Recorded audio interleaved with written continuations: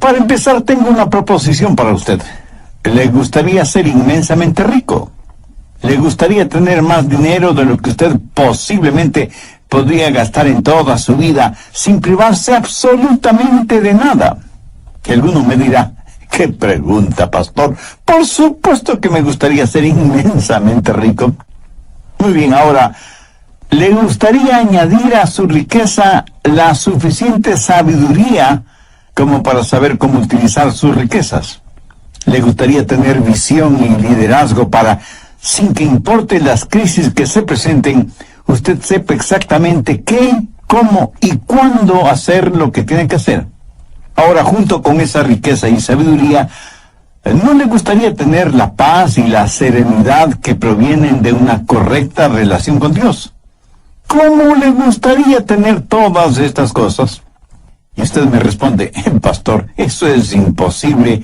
Nadie puede tener esa clase de riqueza, de sabiduría y de adoración. Pues mire, yo le voy a mostrar el camino y juzgue usted si lo que voy a decir no es más que una falsa propaganda. ¿De acuerdo? Bien, hablemos de la riqueza. Busque Mateo 5:5. Bienaventurados los mansos, porque ellos recibirán la tierra por heredad. Eso, mi amigo, es riqueza indescriptible. ¿Y qué de la sabiduría, de la guía que uno necesita? Veamos el Salmo 25:9. Encaminará a los humildes por el juicio y enseñará a los mansos su carrera. ¿Y qué de la paz y de la serenidad que queremos tener? Veamos Mateo 11, los versos del 28 al 30. Venid a mí todos los que estáis trabajados y cargados, y yo os haré descansar.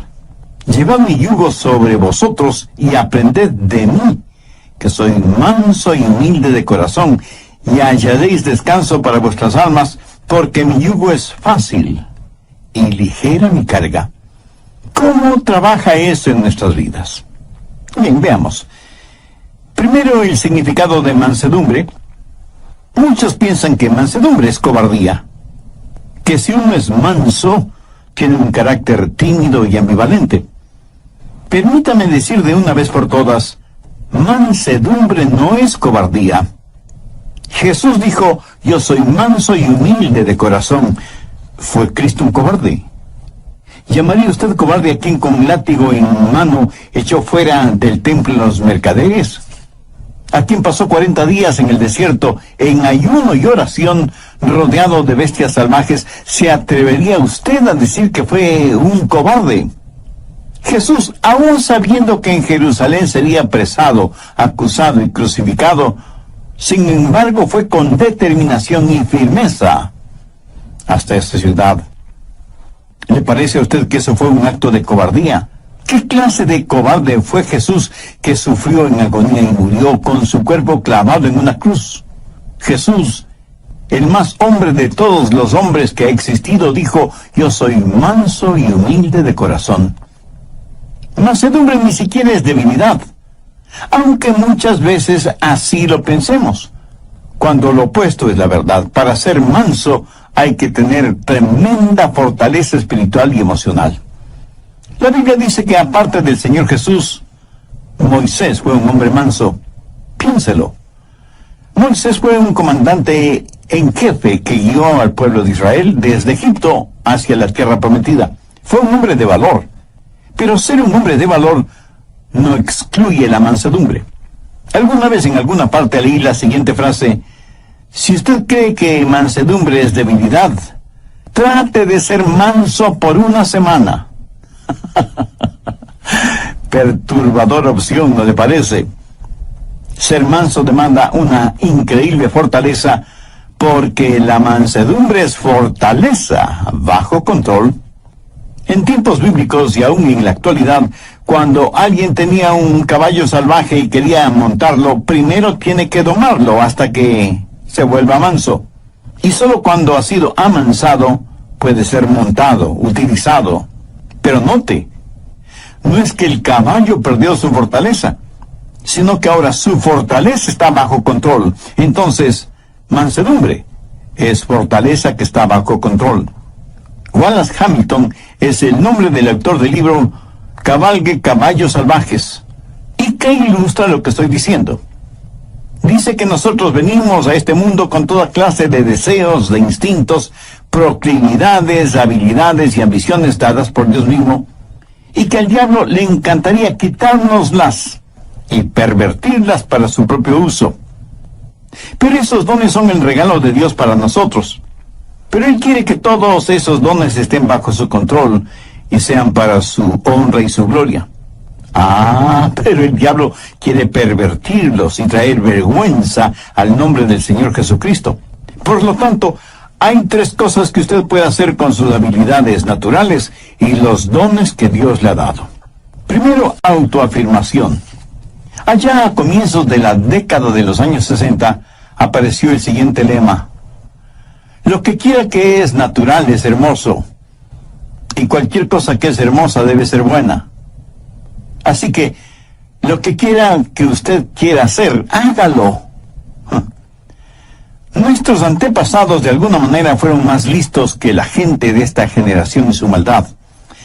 Los antiguos, si querían hacer algo malo, malvado, vil, si querían dejar correr sus caballos salvajes, tomaban esa maldad, esa impiedad, esa vileza que tenían y la deificaban, la convertían en un dios o en una diosa. Por ejemplo, si ellos querían beber hasta emborracharse, decían: bien, legitimemos esto. Y se hicieron al dios Baco, que es el dios del vino, y le adoraron emborrachándose. Así que fueron pervertidamente listos. Y si querían cometer adulterio o fornicar o vivir en un lujurioso desenfreno, deificaron a Venus como la diosa de la sexualidad y la promiscuidad. Así dejaban correr sus caballos salvajes. O si tenían rencores y deseos de venganza, para justificar su deseo de guerra, de sangre y dar rienda suelta a su odio, deificaron a Marte, el dios de la guerra. No solo que se sentían muy bien dejando correr sus caballos salvajes, sino que sus desenfrenadas bajas pasiones las elevaron al nivel de virtud religiosa. Hubo un hombre filósofo alemán, Friedrich Nietzsche, que fue el abanderado de los que querían dejar correr libremente a sus caballos salvajes. Fue el apóstol de la autoafirmación. Adolfo Hitler estudió intensamente los escritos de Nietzsche. Déjeme leer una frase que Nietzsche escribió en uno de sus libros. Dice: hagan desaparecer a sus piadosos sacerdotes y su debilucho evangelio de misericordia. Purguen de sus almas esta enfermedad diabólica llamada cristianismo. El progreso depende de hombres fuertes y gente fuerte. Por lo tanto, afírmese en usted mismo. Sea un superhombre. Y Hitler fue convencido de esto, y el resultado fue la invención de los hornos de gases para aniquilar a los judíos. Segundo, el autocontrol. Solo restrinja, reprima sus deseos. Mutile al jinete del caballo. Eso, mi amigo, es una forma de budismo. Los budistas tienen esa clase de religión. Razonan que si las personas no pueden llevarse bien y no tienen paz consigo mismas y menos con los demás, es porque sus deseos no tienen restricciones. Y esto les guía a vivir una vida de frustración. Entonces el budista dice: usted tiene que llegar a un punto en donde ya no tenga esos deseos. Tiene que sublimizar todo deseo, amortiguar sus pasiones hasta alcanzar el nivel nirvana, el lugar en donde no siente ni es nada. Es como si a usted le cortaran la cabeza para eliminar el dolor de cabeza. ¿Cómo verá? Esa es una especie de religión negativa, de fe negativa. El cristianismo es una fe positiva. Dios no elimina al jinete ni mutila al caballo. Lo que hace Dios es tomar ese deseo, esa fortaleza, esa ambición, esa habilidad, todo lo que Él mismo nos ha dado, dársela al Señor Jesucristo y dejar que Jesús controle nuestra vida. Anote Romanos 6:19. Así ahora, para santificación, presentad vuestros miembros para servir a la justicia. ¿Qué es lo que Dios quiere hacer? Dios quiere tomar sus habilidades y sus deseos y ambiciones y mutilarlos. No, de ninguna manera. Lo que Dios quiere hacer es controlarlo para su gloria. Por ejemplo, digamos que usted tiene un temperamento volátil. Dios dice que no debe perder su temperamento y que más bien debe aprender cómo usarlo. Mire lo que dice Efesios 4:26. Airaos, pero no pequéis. El mismo Señor Jesús, cuando vio que los mercaderes habían hecho del templo un lugar para sus negocios, no muy honestos que digamos, se airó, se enojó, fue movido a ira. O sea, él no perdió su temperamento, su control, sino que lo utilizó en una causa justa. Mi amigo, si usted me dice que no tiene temperamento, entonces algo no está bien con usted. Jesús quiere controlar su temperamento para su gloria. Debe haber ciertas cosas que deben disgustarle, enojarle, hacerle perder su temperamento. Por ejemplo, la industria pornográfica, el tráfico de drogas, la explotación sexual de mujeres y de niños y toda la depravación actual que está convirtiendo al mundo en un desierto espiritual, moral y ético. Un desierto lleno de fieras feroces. ¿Y qué de nuestra lengua? Jesús quiere que con nuestra lengua le alabemos y le glorifiquemos. Gracias a Dios hay muchos cantautores que son genuinamente cristianos y utilizan ese don que Dios les ha dado no solo para tocar e inspirar la vida de otras personas, sino y sobre todo para alabar, honrar y glorificar a Dios. Y Dios nos da dones y talentos, naturales o especiales, no para que nos volvamos orgullosos de tener esos dones y talentos, sino para que con ellos alabemos y bendigamos a Dios. Y eso también, amigo, es fortaleza bajo control. Generalmente usamos nuestra lengua para criticar negativamente, para insultar, para vejar al prójimo, para quejarnos, para expresar nuestra ira, para vocalizar nuestro enojo. Pero cuando Dios toma el control de nuestra lengua, ¿qué es lo que sucede? Mateo 12:35 tiene la respuesta. El buen hombre del buen tesoro del corazón saca cosas buenas. ¿Tiene usted ambiciones? Y no faltará quien de inmediato me diga, pastor, ser ambicioso es malo. Amigo, ¿en dónde aprendió usted ese disparate? Si usted no tiene ambiciones, no es un ser humano. Escúcheme, una cosa es ser ambicioso y otra cosa es ser codicioso, avariento, egoísta. Su ambición no debe ser por tratar de ser el mejor, el más influyente, el más importante o el más poderoso. Su ambición debe ser la misma ambición que tuvo el apóstol Pablo, querer ser como Jesús, que Jesús viva la vida de él en la vida de Pablo. Esa es una santa, sana y noble ambición. Eso es fortaleza bajo control. ¿Cómo puede usted ser una persona mansa? Busque la epístola de Santiago, capítulo 1, desde el verso 21. Ponga mucha atención a esta porción de las Escrituras para que sepa cómo la mansedumbre puede ser parte de su vida. Por lo cual, desechando toda inmundicia y abundancia de malicia, recibid con mansedumbre la palabra implantada, la cual puede sanar vuestras almas. Pero sed hacedores de la palabra, y no tan solamente oidores, engañándoos a vosotros mismos. Aquí el Señor nos dice que debemos recibir con mansedumbre la palabra. Ahora, ¿por qué debemos recibir con mansedumbre la palabra? Porque la mansedumbre es fortaleza bajo control. Y para ser controlado por el Señor, usted tiene que conocer su voluntad y su camino. Y para conocer la voluntad y el camino de Dios, usted tiene que conocer su palabra. Por lo tanto, tiene que recibir la palabra con mansedumbre. Escúcheme, ni usted ni yo sabemos ni la milésima parte de cómo guiar nuestra propia vida. Se explica ahora por qué, aún siendo creyente, fracasamos tantas y tantas veces. En una sala judicial a un hombre le preguntaron, ¿jura decir la verdad, toda la verdad y nada más que la verdad, con la ayuda de Dios? Y el hombre respondió, si yo supiera la verdad, toda la verdad y nada más que la verdad, entonces sería Dios. Ingeniosa respuesta que encierra todo un mundo de teología. Necesitamos guía. Te puedo asegurar que Dios sabe lo que nosotros no sabemos. Así que si usted es una persona llena de mansedumbre, usted tiene que poner su vida en las manos de Dios para que le guíe. Si quiere que Dios le dé bienestar económico, sabiduría y adoración profunda, entonces tiene que recibir la palabra de Dios con mansedumbre, la cual, o sea, la palabra de Dios, puede salvar su alma. De acuerdo a Santiago, 3 cosas son necesarias. Primera, debe haber un espíritu de arrepentimiento. Santiago 1:21, por lo cual desechando toda inmundicia y abundancia de malicia. Ahora, ¿qué significa esto?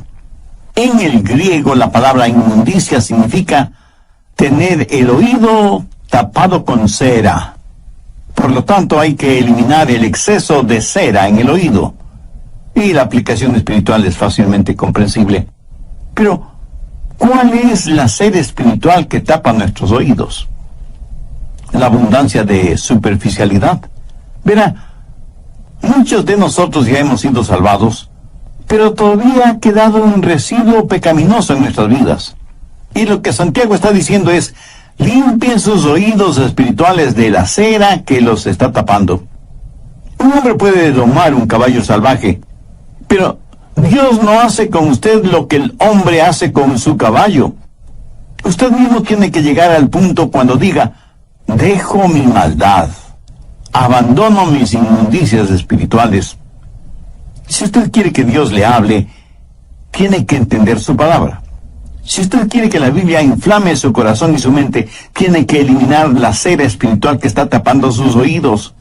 Y la única forma de hacer eso es por medio del arrepentimiento de sus pecados. Debe tener un espíritu de arrepentimiento.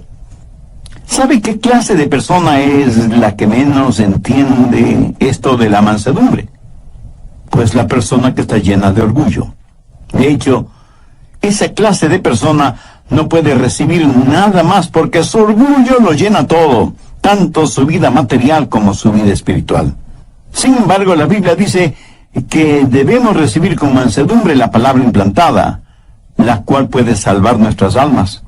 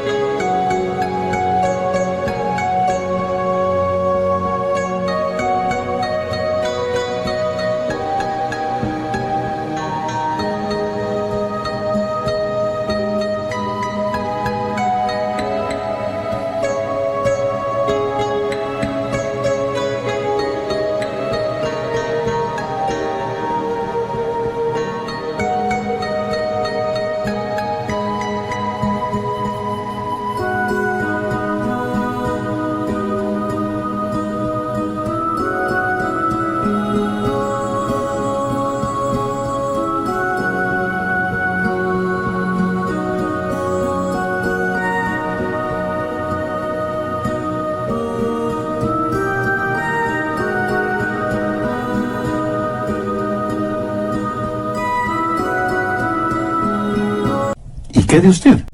¿Está haciendo la provisión adecuada para la salvación de su alma? ¿Tiene usted una relación personal con Dios por medio del Señor Jesucristo? Por favor, abra su Biblia y busque la epístola de Santiago, capítulo 1, verso 21. Recibid con mansedumbre la palabra implantada. Esta palabra recibir es una palabra interesante. Denota algo que es dado a una persona y esa persona la recibe. Usted no podrá recibir y menos entender la palabra si es que no tiene un espíritu de arrepentimiento. Sí, usted puede saber cosas acerca de la palabra, hasta puede saber intelectualmente, académicamente la palabra, pero eso no le califica para entender la palabra de Dios. Recibir significa aceptarlo como un regalo, y cuando lo recibe, usted lo recibe como que si fuera un huésped muy especial en su vida, y le dice: pasa, pasa, seas bienvenida. Estamos encantados de tenerte en nuestra casa. Esa es la clase de bienvenida que nos gusta escuchar a nosotros, ¿verdad? Es la misma clase de bienvenida que le gusta escuchar al Señor Jesús, no solamente en relación con Él, sino con su palabra. Amigo, en su vida, ¿da usted esa clase de bienvenida a la palabra de Dios? Abre de par en par las puertas de su corazón y dice: Señor, recibo tu verdad. Hay muchos que van a las iglesias a escuchar el mensaje de la palabra. Otros oyen mensajes radiales como este que está escuchando ahora mismo, pero lo hacen tratando de entender la palabra de Dios, pasándola por el filtro de sus mentes, y no necesariamente porque le den la bienvenida a la palabra de Dios en sus vidas. Mi amigo nunca aprenderá la verdad de esa manera. Tiene que dejar su orgullo intelectual en el polvo. Humíllese. Tenga su corazón en paz con Dios y hágalo con mansedumbre, con un espíritu de arrepentimiento, dejando de lado toda inmundicia y abundancia de malicia, y con un espíritu receptivo, dé la bienvenida y reciba la palabra de Dios. Segundo, debe haber un espíritu receptivo. Santiago 1:22. Pero sed hacedores de la palabra y no tan solamente oidores, engañándoos a vosotros mismos. Una vez que usted tiene la palabra de Dios en su corazón, tiene que volverse un hacedor de la palabra. O sea, vivir de acuerdo a lo que cree. Fuera de esta verdad, todo lo demás no es más que verborrea religiosa. Si usted no es hacedor de la palabra, se engaña usted mismo. Si usted solo escucha las verdades de la palabra de Dios, pero nunca las pone en práctica, usted es culpable de autodecepción y por lo tanto puede perder su alma en vez de salvarla. La Biblia dice que el hombre de doble ánimo, esto es, indeciso, es inconstante en sus caminos. Jesús dijo: cualquiera que me oye estas palabras y no las hace, le compararé a un hombre necio. Escuchar y no hacer es una verdadera locura espiritual. Las impresiones sin las expresiones dan como resultado las depresiones. Si usted solo oye y oye y oye la palabra de Dios y no vive de acuerdo a esas verdades, tendrá un efecto negativo en su vida. Alguien dijo que educación es el proceso mediante el cual el material en los cuadernos del profesor es transferido a los cuadernos del alumno sin que haya pasado por la cabeza de ninguno de los dos. Me temo que muchas veces esa clase de conocimiento bíblico es el que tenemos. Pero las enseñanzas bíblicas no solo que deben estar en nuestra cabeza, sino que necesitan estar en nuestro corazón para que se manifiesten en nuestra vida. ¿Para qué sirve la mansedumbre? Veamos el final del verso 21 en Santiago 1, la cual puede salvar vuestras almas. Tercero, los motivos de la mansedumbre. El querer alcanzar bienestar económico, el desear ser guiado y tener visión y liderazgo en cada crisis de la vida, esa es una buena motivación. Recordemos lo que Jesús dijo en Mateo 5:5, bienaventurados los mansos, porque ellos recibirán la tierra por heredad. Y usted me dice, pastor, en la actualidad usted no consigue mucho siendo manso. En nuestro mundo uno tiene que patear, arranchar, pelear, morder, engañar. Esa es la única forma de salir adelante. Pudiera ser.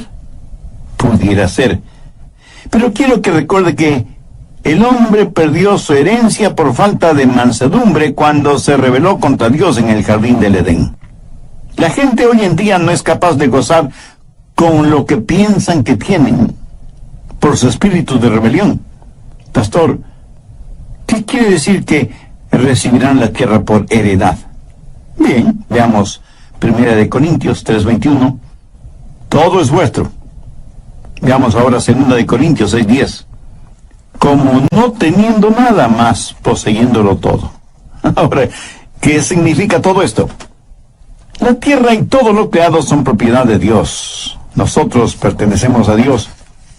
Por lo tanto, todo lo que Dios tiene es nuestra herencia, porque somos hijos suyos, coherederos juntamente con Cristo. Y sin embargo, nada es realmente nuestro. Nosotros solo somos administradores, mayordomos de las cosas de Dios. Y este es un arreglo admirable, porque cuando el diablo venga y le diga, si no me sirves, voy a quitarte todo lo que te los hijos de Dios, los mansos heredarán la tierra. Eso lo tenemos ahora como herencia en nuestro corazón, pero un día será realidad. Tendremos bienestar, riqueza económica. Salmo 25:9, encaminará a los humildes por el juicio. Mucha gente se pregunta, ¿por qué Dios no nos habla hoy? Están viendo y entendiendo las cosas al revés. No es que...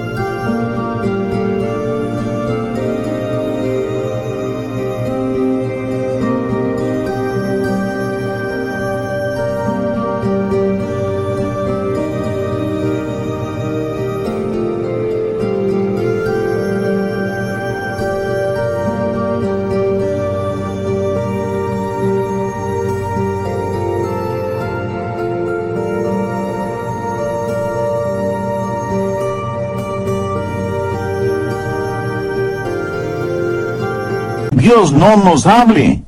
El problema es que nosotros no estamos escuchando.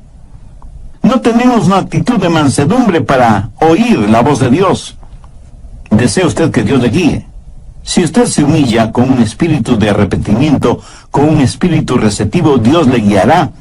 Y usted no será como un barco en medio de una oscura y furiosa tormenta, sin brújula, sin timón, sin mástil y sin velas, empujado por las olas y los vientos de este mundo. Encaminará a los humildes por el juicio. Él le mostrará el camino y usted podrá escuchar su voz, guiándole aún en medio de la peor tormenta de su vida. Y usted tendrá no solo bienestar y riqueza y sabiduría, sino que sabrá lo que es la verdadera adoración. Mateo 11 desde el verso 28. Venid a mí todos los que estáis trabajados y cargados, y yo os haré descansar. Llevad mi yugo sobre vosotros y aprended de mí, que soy manso y humilde de corazón, y hallaréis descanso para vuestras almas, porque mi yugo es fácil y ligera mi carga. Veamos esta porción bíblica un poco más detenidamente. Jesús fue un carpintero y sabía cómo hacer yugos para los bueyes. Y no creo que Jesús jamás haya hecho un yugo que no quedó perfecto en los bueyes. Ahora, cuando un buey lleva un yugo, es porque es un buey manso. Ese buey sigue teniendo tremenda fuerza. Por eso usaban los bueyes para arar los campos. Y muchos agricultores que todavía aran a la antigua dicen que el buey más dócil tiene más fuerza que un caballo en esas labores agrícolas. El yugo en el pescuezo de los bueyes es para que ambos bueyes puedan alar el arado. Y cuando Jesús dijo, llevad mi yugo sobre vosotros, es como si estuviera diciendo, estamos en esto juntos, apóyate en mí, déjame guiarte, quiero hacer un descanso para tu alma. Esa es la clase de mansedumbre que Jesucristo quiere darle a usted, no mañana ni pasado mañana, sino hoy mismo. Quienes están escuchando este programa, y si aún no son salvos, ¿no quisieran conocer a este maravilloso Salvador, Jesucristo? ¿No quisieran que sus pecados les fueran perdonados? ¿No quisieran hacer la paz con Dios para poder experimentar la paz de Dios? Dios le ama mucho más de lo que yo podría explicarle con palabras. ¿No quisiera tener la riqueza de su sabiduría, de su guía, de su cuidado, de su protección? Entonces le invito a entregar su corazón a Él. Venga, Jesús. Hubo un gran evangelista llamado Henry Morehouse. Su trabajo no fue entre grandes multitudes, sino en pequeñas iglesias. Como tema base de sus mensajes, él usaba Juan 3:16, porque de tal manera amó Dios al mundo, que ha dado a su Hijo unigénito para que todo aquel que en Él cree no se pierda, mas tenga vida eterna. Una vez Morehouse estuvo en un pequeño pueblito minero, y en ese lugar había un hombre que odiaba a Dios, a Jesús, la Biblia, las iglesias, los predicadores, los evangelistas, los misioneros. En fin, odiaba cualquier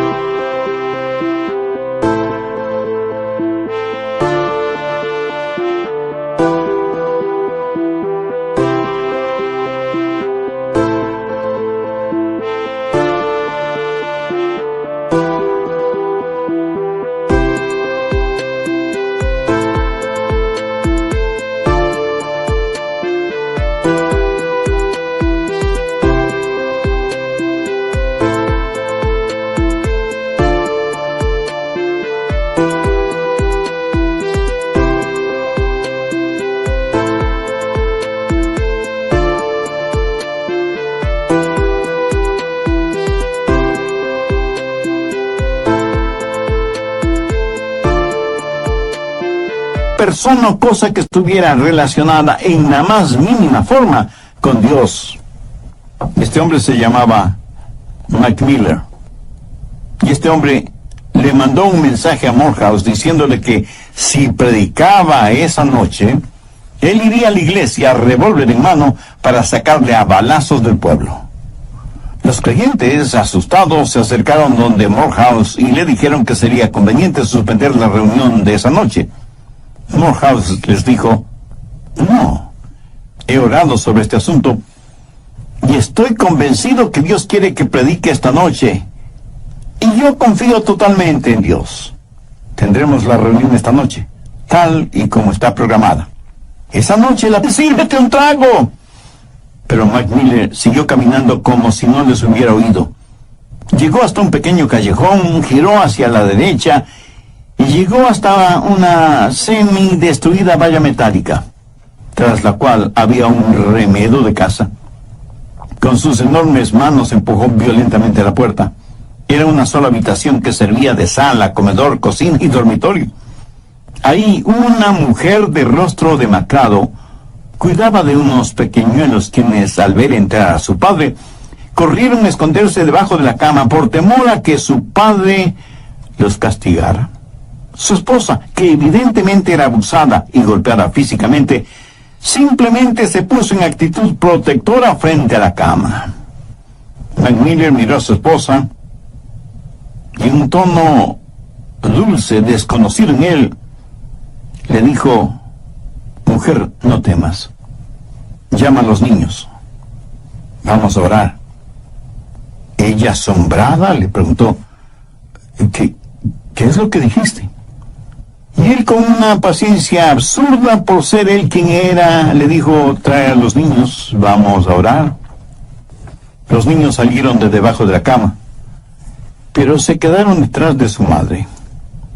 No entendían lo que estaba diciendo su padre. Él tomó a cada uno de ellos, les acarició en la cabeza y les dijo, hijos, vamos a arrodillarnos. Ellos, temerosos, así lo hicieron. Su mamá también se puso de rodillas, y para asombro de todos ellos, Mike Miller también se arrodilló y dijo, querido Dios, y se quedó en silencio. No sabía cómo orar. Sabía maldecir y decir palabras obscenas, pero no sabía cómo orar. De pronto, como en un relámpago, se acordó de las oraciones que su madre le enseñó cuando él era un niño, y entonces dijo, generoso Jesús, manso y humilde, mírame como si fuera un niño. Perdona mi simpleza y permíteme acercarme a ti. Y en ese momento, en ese cuartucho, frente a sus felizmente asombrados esposa e hijos, Mike Miller nació de nuevo. Sus lágrimas fueron la confirmación de la transformación interna. Esta historia real la sabemos porque el mismo Mike Miller la cuenta como testimonio de lo que le sucedió a él y a su familia cuando él entregó su corazón a Jesús. Ahora es posible que usted no sea como Mike Miller antes de conocer a Jesús. Pero si quiere ser salvo, se salvará de la misma forma en que se salvó Mike Miller. No hay uno solo de ustedes que sea tan malo que no pueda ser salvo, o que sea tan bueno que no necesite ser salvo. Jesús dijo, venid a mí todos los que estáis trabajados y cansados, y yo os haré descansar, porque mi yugo es fácil y ligero.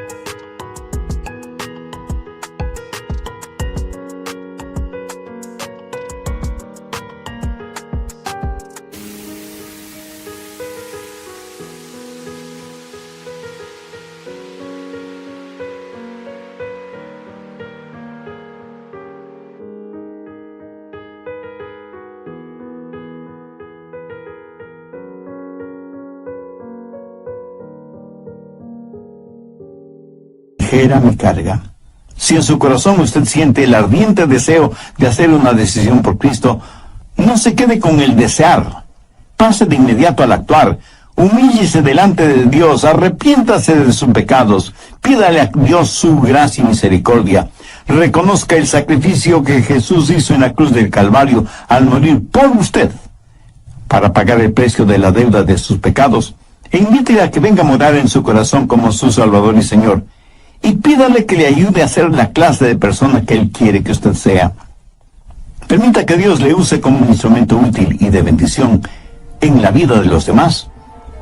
Y dele gracias a Dios